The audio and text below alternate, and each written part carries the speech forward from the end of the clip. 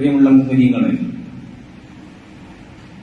ഹബീബായ നബി മുഹമ്മദ് മുസ്തഫ സ്വല്ലല്ലാഹു അലൈഹി വസല്ലം തങ്ങൾ പറയുന്നു, ലമ്മാ ഖലഖല്ലാഹുൽ അർള, അല്ലാഹു സുബ്ഹാനഹു വ തആല ഭൂമിയെ സൃഷ്ടിച്ചപ്പോൾ, ഭൂമിയെ പടച്ചപ്പോൾ, ജഅലത്ത് തമീദു, ഭൂമി ഇങ്ങനെ ഇളകാൻ തുടങ്ങി. ഭൂമിയെ അല്ലാഹു സുബ്ഹാനഹു വ തആല സൃഷ്ടിച്ചപ്പോൾ, അല്ലാഹു സുബ്ഹാനഹു വ തആല ഭൂമിയെ പടച്ചു കഴിഞ്ഞപ്പോൾ ഭൂമി ഇങ്ങനെ ഇളകാൻ തുടങ്ങി. ഫഖലഖൽ ജിബാല, അപ്പോൾ അല്ലാഹു സുബ്ഹാനഹു വ തആല പർവ്വതങ്ങളെ സൃഷ്ടിച്ചു വെച്ചു. ഭൂമിക്കൊരു ആയുധമായി, ഭൂമിക്കൊരു ആണിയായി അല്ലാഹു സുബ്ഹാനഹു വ തആല പർവ്വതങ്ങളെ സൃഷ്ടിച്ചു. ഫസ്തഖറത്, അപ്പോൾ ഭൂമി സ്ഥിരപ്പെട്ടു നിന്നു. ഫഅജിബത് ബിഹിൽ മലായിക, പർവ്വതങ്ങൾ അല്ലാഹു സുബ്ഹാനഹു വ തആല പടച്ചു വെച്ചപ്പോ ഇളകിയിരുന്ന ചഞ്ചലമായിരുന്ന ഭൂമി ഇങ്ങനെ സ്ഥിരപ്പെട്ടു നിന്ന് കണ്ടപ്പോ മലായികത്ത് വല്ലാതെ അത്ഭുതപ്പെട്ടു. മിൻ ശിദ്ദത്തിൽ ജിബാൽ, പർവ്വതങ്ങളുടെ ശക്തി കണ്ട്, മലകളുടെ ശക്തി കണ്ട് മലായികത്ത് വല്ലാതെ അത്ഭുതപ്പെട്ടു. ഫഖാലു, മലായികത്ത് അല്ലാഹുവിനോട് ചോദിച്ചു, യാ റബ്ബി ഹൽ മിൻ ഖൽഖിക ശൈഉൻ അശദ്ദു മിനൽ ജിബാൽ, അല്ലാഹുവേ, നിന്റെ സൃഷ്ടിജാലങ്ങളിൽ, നിന്റെ വൈവിധ്യങ്ങളായ സൃഷ്ടിജാലങ്ങളിൽ പർവ്വതങ്ങളെക്കാൾ വലിയ ഏതെങ്കിലും സൃഷ്ടിയുണ്ടോ? പർവ്വതങ്ങളെക്കാൾ ശക്തിയുള്ള ഏതെങ്കിലും സൃഷ്ടിയുണ്ടോ? അല്ലാഹു സുബ്ഹാനഹു വ തആല പറഞ്ഞു, ഖാല നഅം, ഉണ്ട്. അൽ ഹദീദ്, ഇരുമ്പിന് മലകളെക്കാൾ ശക്തിയുണ്ട്. മലകളെ പുലർത്താൻ, മലകളെ മാന്താൻ, മലകളെ തുലക്കാൻ ഇരുമ്പിന് ശക്തിയുണ്ട്, മലകളെക്കാൾ ശക്തിയുണ്ട്. ഫഖാലു, മലായികത്ത് വീണ്ടും അല്ലാഹുവിനോട് ചോദിച്ചു, യാ റബ്ബി ഹൽ മിൻ ഖൽഖിക ശൈഉൻ അശദ്ദു മിനൽ ഹദീദ്,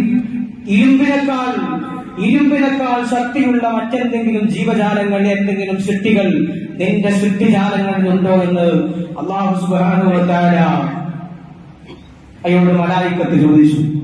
അല്ലാഹു സുബ്ഹാനഹു വ തആല പറഞ്ഞു, ഖാല നഅം, ഉണ്ട്. അന്നാർ, തീയുണ്ട്. മരങ്ങളെ നശിപ്പിക്കാൻ, മലകളിൽ താമസിക്കുന്ന സൃഷ്ടിജാലങ്ങളെ, മൃഗങ്ങളെ നശിപ്പിക്കാൻ, കായ്ക്കനികളെ നശിപ്പിക്കാൻ തീയിന് ശക്തിയുണ്ട്. മലയേക്കാൾ, ആണികളെക്കാൾ, ഇരുമ്പിനേക്കാൾ ശക്തി തീയിനുണ്ട്. തീയിനെ ഒഴുക്കാൻ, മലകളെ നശിപ്പിക്കാൻ, തീയിനെ ഒഴുക്കി പാകപ്പെടുത്താനുള്ള ശക്തി, ഇരുമ്പിനെ ഒഴുക്കി പാകപ്പെടുത്താനുള്ള ശക്തി തീയിനുണ്ട്. അല്ലാഹുവിന്റെ മലായികത്ത് വീണ്ടും ചോദിച്ചു, അല്ലാഹുവേ ഹൽ മിൻ ഖൽഖിക ശൈഉൻ മിനൻ നാർ, തീയിനേക്കാൾ ശക്തിയുള്ള വല്ല സൃഷ്ടിജാലങ്ങളും നിന്റെ സൃഷ്ടികളിലുണ്ടോ? അല്ലാഹു സുബ്ഹാനഹു വ തആല പറഞ്ഞു, ഖാല നഅം, ഉണ്ട്. തീയിനെ അണക്കാൻ കഴിവുള്ള ഒരു ശക്തിയുണ്ട്. അൽ മാ, തീയിനെ അണക്കാൻ വെള്ളത്തിന് കഴിയും, വെള്ളത്തിന് ശക്തിയുണ്ട്. അപ്പോൾ വീണ്ടും മലായികത്ത് ചോദിച്ചു, അല്ലാഹുവേ, നിന്റെ സൃഷ്ടിജാലങ്ങളിൽ വെള്ളത്തെക്കാൾ ശക്തിയുള്ള എന്തെങ്കിലും സൃഷ്ടിജാലങ്ങളുണ്ടോ? അല്ലാഹു വീണ്ടും പറഞ്ഞു, നഅം, ഉണ്ട്. അരീഹ്, കാറ്റിന് ശക്തിയുണ്ട്. വെള്ളത്തിനെ ഇല്ലാതാക്കാൻ, വെള്ളത്തിനെ ഒരു ഭാഗത്ത് നിന്ന് മറ്റൊരു ഭാഗത്തേക്ക് കൊണ്ടുപോകാൻ കാറ്റിന് ശക്തിയുണ്ട്, റീഹിന് ശക്തിയുണ്ട്. വീണ്ടും മലായികത്ത് ചോദിച്ചു, അല്ലാഹുവേ, നിന്റെ സൃഷ്ടിജാലങ്ങളിൽ കാറ്റിനേക്കാൾ ശക്തിയുള്ള എന്തെങ്കിലും ഉണ്ടോ എന്ന് ചോദിച്ചപ്പോ അല്ലാഹു സുബ്ഹാനഹു വ തആല മലായികത്തിനോട് മറുപടി പറഞ്ഞു, നഅം, അതെ, ഉണ്ട്. ഇബ്നു ആദം, മനുഷ്യനാണ്. കാറ്റിനേക്കാൾ ശക്തിയുള്ളത് മനുഷ്യനാണ്. എങ്ങനത്തെ മനുഷ്യനാണ്? തസദ്ദഖ സദഖതൻ ബിയമീനിഹി തുഖ്ഫീഹാ അൻ ശിമാലിഹി, തന്റെ ഇടത്തെ കൈയറിയാതെ, തന്റെ ഇടത് കൈയറിയാതെ വലത് കൈ കൊണ്ട് സദഖ കൊടുക്കുന്ന മനുഷ്യൻ, പാവങ്ങളെ സഹായിക്കുന്ന മനുഷ്യൻ, ആ മനുഷ്യന് മലകളെക്കാൾ, ഇരുമ്പിനേക്കാൾ, തീയിനേക്കാൾ, കാറ്റിനേക്കാൾ, വെള്ളത്തെക്കാൾ ശക്തിയുണ്ട് എന്ന് അല്ലാഹു സുബ്ഹാനഹു വ തആല തന്റെ മലായികത്തിനോട് പറഞ്ഞതായി ഹബീബായ പ്രവാചകൻ നബി മുഹമ്മദ് മുസ്തഫ സ്വല്ലല്ലാഹു അലൈഹി വസല്ലം തങ്ങൾ പഠിപ്പിക്കുന്നതായി നമുക്ക് കാണാൻ കഴിയും. ഇങ്ങനെയുള്ള മനുഷ്യരാവണം നമ്മൾ. നമ്മുടെ സഹോദരങ്ങൾ പ്രളയത്തിലകപ്പെട്ടപ്പോ, ദുരന്തത്തിലകപ്പെട്ടപ്പോ അവർക്ക് വേണ്ട സഹായ ഹസ്തങ്ങൾ നീട്ടുന്ന, അവർക്ക് വേണ്ട സഹായങ്ങൾ ചെയ്യുന്ന, നല്ല നന്മയുള്ള, തന്റെ ഇടത് കൈ പോലും അറിയാതെ വലത് കൈ കൊണ്ട് സ്വതക്ക കൊടുക്കുന്ന മനുഷ്യരാവണം നമ്മൾ. നമ്മുടെ പള്ളിയെ സഹായിക്കണം, നമ്മുടെ മദ്രസകളെ സഹായിക്കണം, ദീനിന്റെ സംരംഭങ്ങളെ സഹായിക്കുന്ന മനുഷ്യൻ, ആ മനുഷ്യന് പർവ്വതങ്ങളെക്കാൾ, ഇരുമ്പിനേക്കാൾ, തീയിനേക്കാൾ, വെള്ളത്തെക്കാൾ ശക്തിയുണ്ട് എന്ന് ഹബീബായ പ്രവാചകൻ നബി മുഹമ്മദ് മുസ്തഫ സ്വല്ലല്ലാഹു അലൈഹി വസല്ലം തങ്ങൾ പഠിപ്പിക്കുന്നതായി നമുക്ക് കാണാൻ കഴിയും. ആ ഹബീബായ തങ്ങൾ പറയുന്നു, സനാഇഉൽ മഅറൂഫ്, നന്മകൾ ചെയ്താൽ, ഒരു മനുഷ്യൻ നന്മകൾ ചെയ്താൽ വിപത്തുകൾ ഉണ്ടാകും, ഭൂമി തകരും. ഇന്ന് ഉച്ചയ്ക്ക് വരെ നമ്മൾ ഒരു റിപ്പോർട്ട്, ഈ അടുത്താണ് നമ്മൾ റിപ്പോർട്ട് വായിച്ചത്, വയനാടിന്റെ എടക്കലിൽ ഭൂചലനമുണ്ടായി. ഭൂചലനം, ഒരു ഉഗ്രശബ്ദം വയനാട്ടിലെ എടക്കൽ എന്ന് പറയുന്ന പ്രദേശത്ത് ഇന്ന് ഉച്ചക്ക് തൊട്ട് മുമ്പ് ഒരു ഭൂചലനം, ഒരു ഉഗ്രശബ്ദമുണ്ടായി. അത് ഭൂചലനമാണ് എന്ന് സംശയിക്കുന്ന രൂപത്തിൽ പ്രകൃതി നിരീക്ഷകരും ശാസ്ത്രജ്ഞന്മാരും രേഖപ്പെടുത്തുന്നതായി ഈ തൊട്ട് മുമ്പത്തെ സമയത്താണ് നമ്മൾ വായിച്ചത്. നമ്മൾ വാർത്തകൾ അറിഞ്ഞത്. ഇങ്ങനെ ബുദ്ധിമുട്ടുകൾ ഉണ്ടാകും, ഭൗതിക ലോകത്ത് പ്രയാസങ്ങൾ ഉണ്ടാകും, ഹരക്കാത്തുകൾ ഉണ്ടാകും, ഒരുപാട് ആഫാത്തുകൾ ഉണ്ടാകും, വലിയാത്തുകൾ ഉണ്ടാകും. ഇതിനെയെല്ലാം തടുക്കാൻ ഒരേ ഒരു ശക്തിക്കേ കഴിയൂ, അത് മനുഷ്യന്റെ നന്മയാണ്. മനുഷ്യൻ മറ്റുള്ളവർക്ക് ചെയ്യുന്ന ഉപകാരത്തിനാണ് ഇതിനൊക്കെ തടുക്കാനുള്ള ശേഷി ഉണ്ടാവുക എന്ന് ഹബീബായ നബി മുഹമ്മദ് മുസ്തഫ സല്ലല്ലാഹു അലൈഹി വസല്ലം തങ്ങൾ നമ്മെ പഠിപ്പിക്കുന്നുണ്ട്. വയനാട് മുണ്ടക്കഴിയിലും ചൂരൽമലയിലും ദുരന്തമുണ്ടായപ്പോ കേരളത്തിലെ ആളുകൾ മതം മറന്ന്, ജാതി മറന്ന്, സംഘടന മറന്ന് എല്ലാവരും ഒരു കൈയോടെ ഒരുമിച്ച് നിന്നു. അത് കേരളത്തിന്റെ ഒരു മാതൃകയാണ്, നമ്മുടെ ഒരു മാതൃകയാണ്. അവിടെ ഹിന്ദുവെന്നോ മുസ്ലിമെന്നോ ക്രിസ്ത്യാനിയെന്നോ ജൂതനെന്നോ ജൈനനെന്നോ ഒരു മതവ്യത്യാസവുമില്ലാതെ നമ്മളൊക്കെ ഒരുപോലെ ഒരുമിച്ച് നിന്ന് നമ്മുടെ പ്രിയപ്പെട്ട സഹോദരങ്ങൾക്ക്, മരണപ്പെട്ടു പോയ നമ്മുടെ സഹോദരങ്ങൾക്ക്, അവിടെ ഹിന്ദുവാണെന്ന നോട്ടമില്ല, അവിടെ മുസ്ലിമാണെന്ന നോട്ടമില്ല, അവിടെ മരണപ്പെട്ടു പോയത് ആ ചളിയിൽ പൂണ്ട് കിടക്കുന്നത് ക്രിസ്ത്യാനിയാണെന്ന നോട്ടമില്ല, എല്ലാവരെയും ഒരുപോലെ നമ്മൾ സഹായിച്ചു, സഹകരിച്ചു. അത് നമ്മുടെ നന്മയാണ്. ഇങ്ങനെയുള്ള സഹായം നമ്മൾ നമ്മുടെ ജീവിതകാലത്ത് മുഴുവൻ നിലനിർത്തണം, നമ്മുടെ നാട്ടിൽ നിലനിർത്തണം. അവിടെ മതം നോക്കരുത്, അവിടെ ജാതി നോക്കരുത്, എല്ലാവരെയും സഹായിക്കണം. നാട്ടുകളിൽ പ്രയാസം അനുഭവിക്കുന്ന ആളുകളുണ്ട് എങ്കിൽ മതം നോക്കാതെ, ജാതി നോക്കാതെ നമ്മൾ സഹായിക്കണം. അല്ലാഹു സുബ്ഹാനഹു വ തആല തൗഫീഖ് നൽകി അനുഗ്രഹിക്കുമാറാവട്ടെ.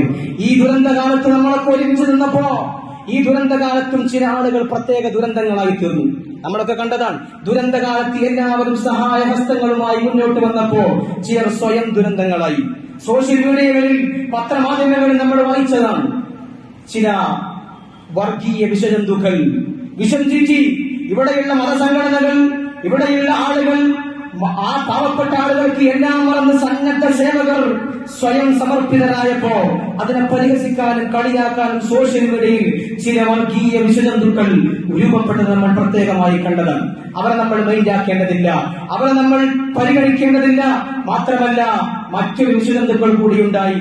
ഈ ദുരന്തകാലം വന്നപ്പോ ദൈവത്തെ അന്വേഷിക്കുന്ന ആളുകൾ, എവിടെ പോയി നിങ്ങളുടെ ദൈവം, എവിടെ പോയി നിങ്ങളുടെ അല്ലാഹു? ഈ പർവ്വതങ്ങളും ചലനങ്ങളും, ഈ പർവ്വതങ്ങളും ഭൂചലനങ്ങളും ഒക്കെ ഉണ്ടാക്കിയ നിങ്ങളുടെ അല്ലാഹു എന്ത് രക്ഷകനാണ് എന്ന് ചോദിക്കുന്ന നിരീശ്വര നിർമ്മിത പ്രഖ്യാപിത ആളുകൾ നമ്മുടെ മുമ്പിൽ ഉയർന്നു വന്നു. ചില നിരീശ്വരവാദികൾ, എവിടെ നിങ്ങളുടെ അല്ലാഹു, എവിടെ പോയി നിങ്ങളുടെ ദൈവം, എവിടെ പോയി?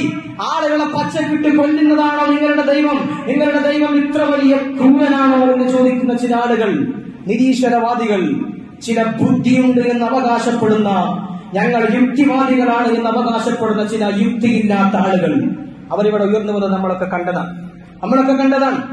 എന്താണ് അവരിങ്ങനെ ചോദിക്കുന്നത്? ഒരു ബുദ്ധിയില്ലാത്ത, ഒരു കോമൺ സെൻസ് ഇല്ലാത്ത വർത്താനമാണ്. കാരണം അല്ലാഹു സുബ്ഹാനഹു വ തആല എന്നത് ഒരു രക്ഷകന്റെ റോളല്ല അല്ലാഹു വഹിക്കുന്നത്. അല്ലാഹു സുബ്ഹാനഹു വ തആല രക്ഷകന്റെ റോളല്ല. അല്ലാഹു സുബ്ഹാനഹു വ തആല നാഫിയുമാണ്, ദ്വാറുമാണ്. അല്ലാഹു ഉപകാരവും ചെയ്യും, ഉപദ്രവം ചെയ്യും. എന്നാൽ ഏതാണ് ഉപകാരം, ഏതാണ് രക്ഷ എന്ന്, ഏതാണ് ഉപദ്രവം എന്ന് പറയാൻ ഒരു മനുഷ്യ ശക്തിക്കും സാധ്യമല്ല.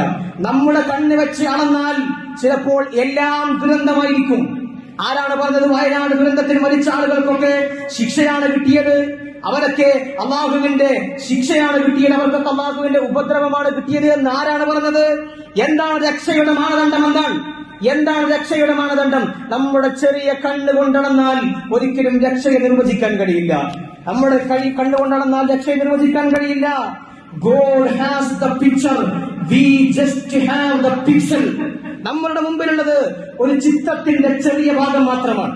അള്ളാഹുവിന്റെ അടുക്കൽ ആ ചിത്രത്തിന്റെ മുഴുവൻ ഭാഗവുമുണ്ട്. നമ്മൾ കാണുന്നത് ഒരു ചിത്രത്തിന്റെ ചെറിയ കണിക മാത്രമാണ്. അള്ളാഹു കാണുന്നത് ആ ചിത്രത്തിന്റെ മുഴുവൻ രൂപമാണ്. നമ്മൾ ചിന്തിക്കേണ്ടത് അതാണ്. അള്ളാഹു സുബ്ഹാനഹു വ തആല ഒരുപാട് ആളുകൾക്ക് പ്രകൃതി ദുരന്തം കൊടുത്തു. അവരൊക്കെ അള്ളാഹുവിന്റെ ശിക്ഷയിലകപ്പെട്ടവരാണ് എന്ന് പറയാൻ നമുക്ക് എന്ത് അവകാശമാണുള്ളത്? അവർക്കൊക്കെ അള്ളാഹു നാളെ രക്ഷ കൊടുക്കും. കാരണം അവർ അനുഭവപ്പെട്ടത് എന്തിനാണ്? അവരെന്തിനാണ് അകപ്പെട്ടത്? അള്ളാഹുവിന്റെ ഒരു ദുരന്തത്തിൽ അകപ്പെട്ടതാണ്. ആ ദുരന്തത്തിൽ അകപ്പെടുക എന്നത് തന്നെയാണ് അവരുടെ രക്ഷ. അത്തരം വലിയൊരു ദുരന്തത്തിൽ അവർ അനുഭവപ്പെട്ടു. സത്യവിശ്വാസികളായ ആളുകൾ അനുഭവിച്ചു എന്നത് തന്നെയാണ് അവരുടെ രക്ഷ.